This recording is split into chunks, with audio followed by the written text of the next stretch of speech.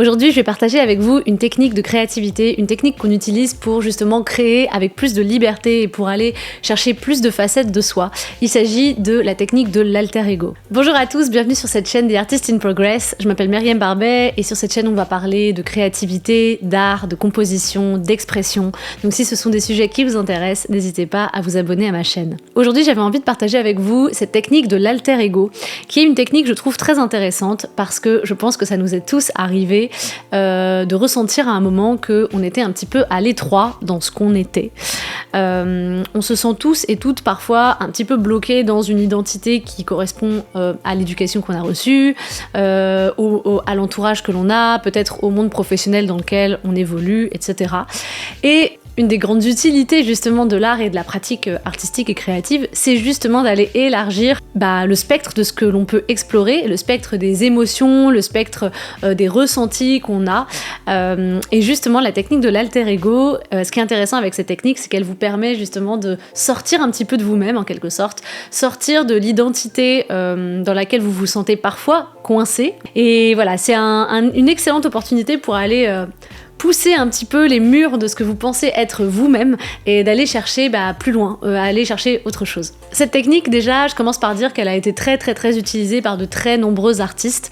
Lady Gaga, je pense que c'est un bon exemple également, ou Eminem avec Slim Shady, on a aussi Prince, enfin bref, plein d'artistes ont travaillé avec des alter ego à des moments de leur carrière.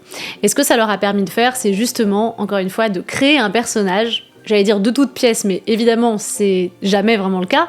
On ne peut créer de toute façon qu'avec ce qu'on est, donc forcément, c'est une façon pour eux d'aller chercher une part d'eux-mêmes qui n'a pas encore été explorée, ou c'est une façon d'aller repousser certaines limites.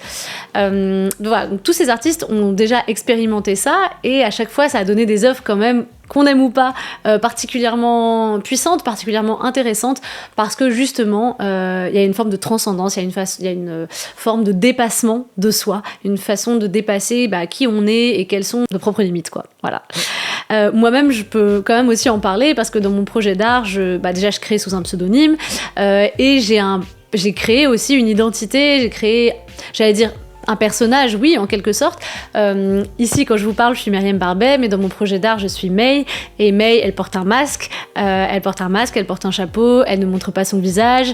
Et puis, dans les chansons que j'ai faites, grâce à ce projet, j'ai pu accéder à des parts de moi qui sont pas celles qu'on voit dans la vie de tous les jours, qui sont pas celles que je m'autorise à exprimer dans la vie de tous les jours. Par exemple, dans mon art, il y a beaucoup plus de colère, il y a des sentiments qui sont beaucoup plus forts, beaucoup plus contrastés que ce que je peux montrer dans la vie de tous les jours. Justement, si je dois parler un peu de moi, j'ai pu me sentir très limitée par le fait que j'ai reçu une éducation à être très polie, très bien comme il faut. Quand vous me voyez parler, vous voyez que je m'énerve pas, je suis quand même assez mesurée, etc. Et il y a eu du coup beaucoup de choses dans ma vie qui se sont retrouvées, je pense, refoulées à des moments. Et grâce à mon art, j'ai pu justement ouvrir une porte, ouvrir une fenêtre et me dire « Ah tiens, en fait... il y a plus que ça en moi, il y a d'autres choses, il y a d'autres parts d'ombre que j'arrive pas à exprimer. Et voilà, et en fait, l'art me permet de le faire. Et finalement, du coup, ce que ça donne au final, c'est que ça me permet d'avoir une sensation d'être beaucoup plus complète et d'être beaucoup plus consciente des différentes parts de moi. Et j'ai toujours conscience du fait que ces parts d'ombre, je ne les montre pas forcément dans la vie de tous les jours, et ça me va quelque part. Mon éducation, elle va m'aider aussi, par exemple dans le milieu professionnel, de plein de façons, ça va m'aider, mais il n'empêche que ces parts de moi, elles ont besoin aussi de sortir à des moments, et que l'art, c'est merveilleux pour ça. Donc je vous invite à aller chercher justement vous aussi quelles sont justement ces parts de vous que vous pourriez aller chercher grâce à un ou une alter ego. On est tous multiples et donc on a tous plein de facettes en nous. Certaines sont plus évidentes que d'autres. Comment on travaille avec un alter ego ? En fait, ça peut se faire assez naturellement, c'est pas très compliqué. Je vais vous poser quelques questions simples. Si justement par exemple pour la prochaine heure, vous n'étiez pas vous-même et vous aviez la possibilité d'être absolument n'importe qui et de dire et de faire absolument n'importe quoi, eh bien qu'est-ce que vous feriez ? Voilà, si on ouvrait toutes les cages, s'il y avait personne pour vous juger, si vous étiez absolument complètement libre, et si vous pouviez accéder à des parts de vous qui aujourd'hui vous semblent complètement inaccessibles ou vraiment hyper éloignées de ce que vous êtes aujourd'hui, mais vous sentez que vous avez quand même ça en vous, ce serait quoi ? Voilà, je vous invite à vous poser la question, je vous invite à essayer d'exprimer ça, donc ça peut être avec des mots, ça peut être avec, je sais pas, des dessins, des images, mais vraiment posez-vous cette question, c'est une question qui est quand même hyper intéressante, je pense, et quand on la creuse un petit peu, évidemment, ça donne plein de clés sur quelles sont les parts de vous qui restent inexplorées, qui restent un peu secrète, voilà. Et comment vous pouvez faire quelque chose d'intéressant avec ça? Bah, le fait même que ça soit secret et le fait même que pour vous ça soit pas hyper accessible, c'est intéressant. Donc voilà, je vous invite vraiment à aller réfléchir en fait à ça. Quel est ce personnage que vous pourriez être et voilà, et à quoi ça pourrait vous servir? Je vais reprendre mon exemple parce que c'est ce que je connais de mieux. Pour moi, ça a été extrêmement libérateur dans mon projet de compo de porter un masque. Pendant très longtemps, j'ai eu plein de problèmes avec mon image, problèmes que je n'ai plus aujourd'hui, mais malgré tout, en fait, je suis très contente d'avoir mis en place ce masque parce que pour moi, c'était non seulement une façon pour moi de me protéger parce que justement, étant chanteuse depuis très très longtemps, j'avais vécu beaucoup de sexisme, beaucoup de remarques sur mon apparence, etc. Et j'avais envie dans mon projet de musique d'être libre de ça. Donc ça c'était super utile pour moi.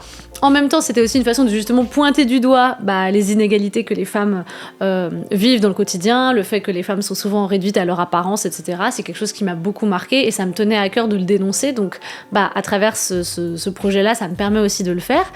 Et puis une autre chose justement qui est intéressante, c'est que encore aujourd'hui, même si justement je me suis réconciliée avec mon image et c'est plus vraiment un problème pour moi.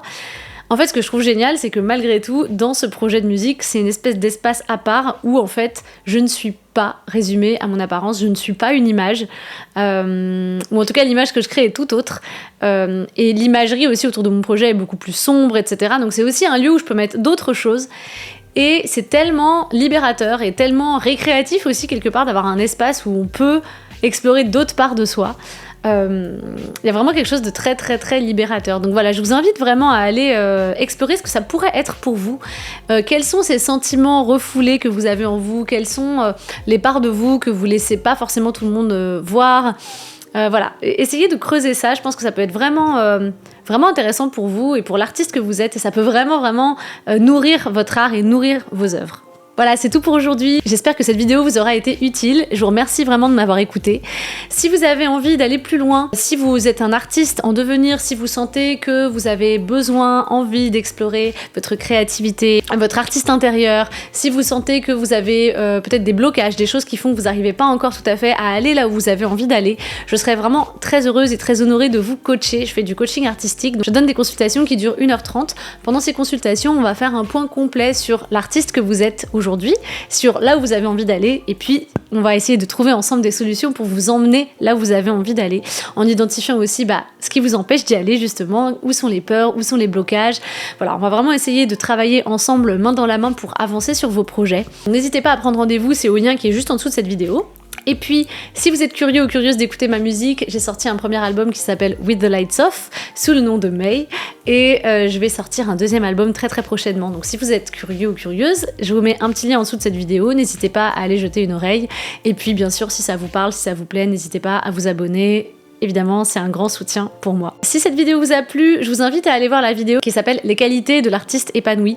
Je pense que si cette vidéo vous a plu, cette autre vidéo pourra également vous parler, parce que dans cette vidéo, on parle des clés, des qualités, on va dire, qu'il est important de développer pour être un artiste plus épanoui. Donc voilà, je pense que ça pourra vous servir.